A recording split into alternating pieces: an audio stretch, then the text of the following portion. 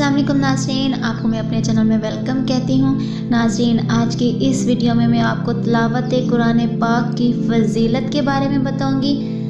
Video का आगाज़ करने से पहले आपसे गुजारिश है कि अगर आपने अभी तक मेरे चैनल को सब्सक्राइब नहीं किया तो कर लें और साथ वाले बेल के आइकन को क्लिक कर लें ताकि मेरी हर नई आने वाली वीडियो की अपडेट आप तक पहुँचती रहे।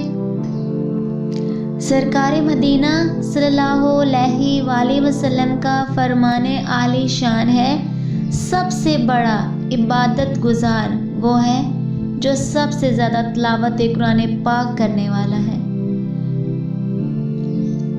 हजूर अकरम सल्लल्लाहु अलैहि वसल्लम का फरमाने आली शान है, बेशक दिलों को भी जंग लग जाता है जिस तरह लोहे को जंग लग जाता है जब उसे पानी लग जाए।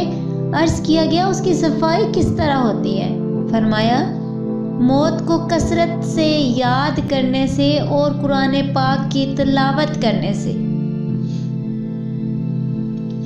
एक और जगह रहमतुल आलमीन सल्लल्लाहु अलैहि वसल्लम का अरशाद मुबारक है कि जिसने किताबुल्लाह का एक हर्फ पढ़ा उसके लिए उसके अवज़ एक नेकी है और एक नेकी का सवाब 10 गुना होता है।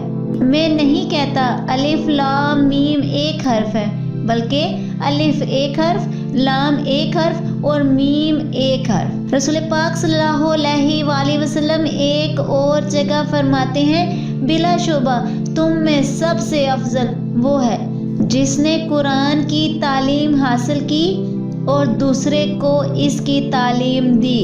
तालीम कुरान बेहतर माल से बेहतरीन है।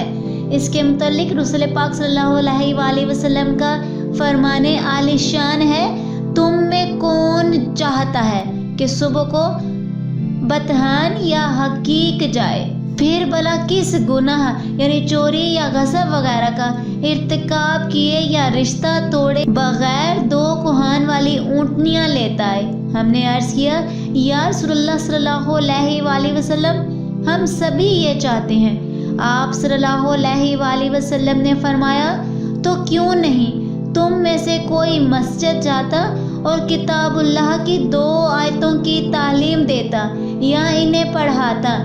ये 2 आयतें इसके लिए 2 बड़े कोहान वाली ऊँटनियों से बेहतर होंगी। सुभान अल्लाह। और 3 आयतें इसके लिए 3 ऊँटनियों से बेहतर और 4 आयतें इसके लिए 4 ऊँटनियों से बेहतर होंगी।